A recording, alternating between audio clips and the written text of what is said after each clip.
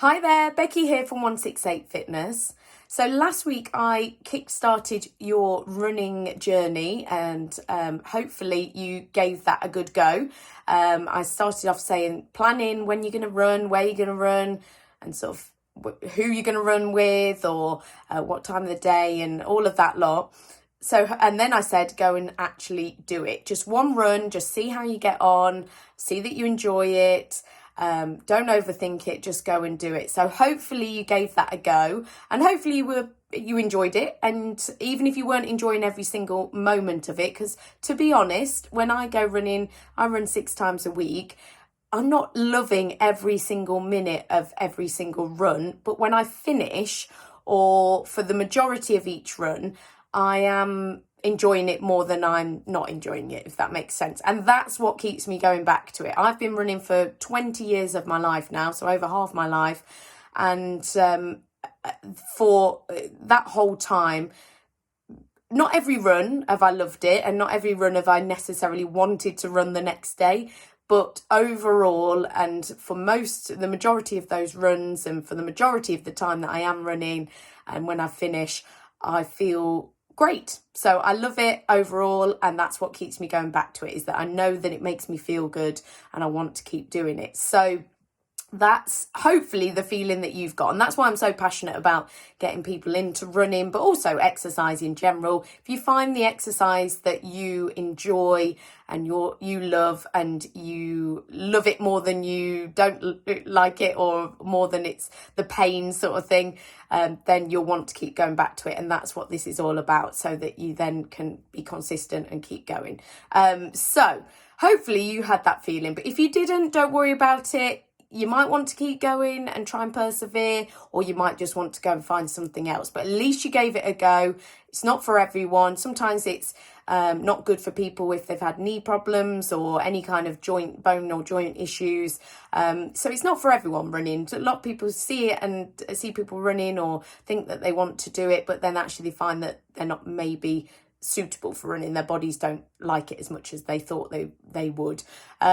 So yeah, you might just want to find something else to do. Alternatively, mini trampoline exercise, low impact, you can do running on that. In fact, that's how I got into doing the bounce fitness, is when I was injured. I had shin splints, and I needed to do some low impact training to keep my running fitness up. So I bought myself one of those mini trampolines or rebounders, and I used to just run on it every day in my kitchen.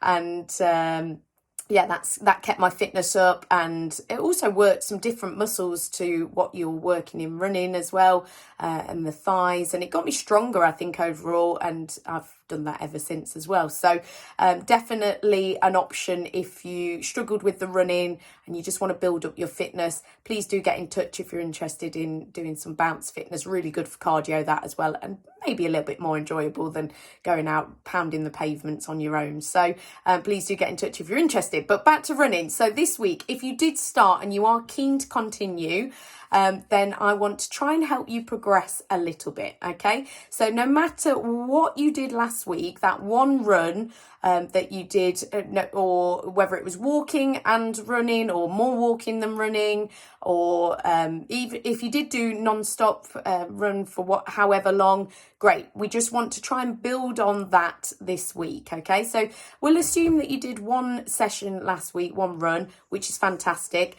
and that's exactly what I want you to do this week. I just want you to try and progress it. So if you were doing intervals of running and walking, I want you to just try and increase the amount of running that you're doing. Maybe stick to the same route that you did before, but just try and run more of it than you did last week, and walk less of it.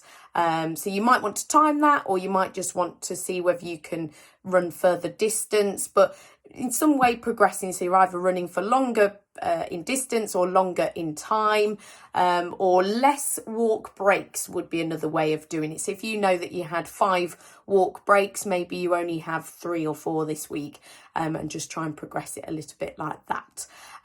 Alternatively, if you manage the whole circuit regardless of distance, but you managed to run non-stop for the whole time that you went out for that run, however long that was, then let's just try and increase it maybe a little bit further this week, so you're running for longer. So that again might be time. If you timed it and you were running non-stop for 20 minutes, great, let's try and run for 25 minutes if we can.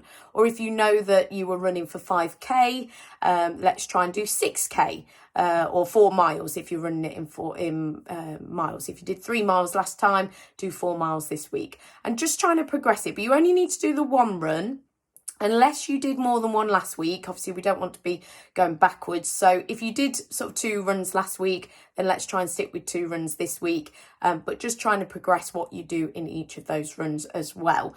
So don't try and jump the gun too much. This is where people often get put off with running, is trying to do too much too soon. Bodies don't like that. We have to progress gradually, especially with something so intense like running.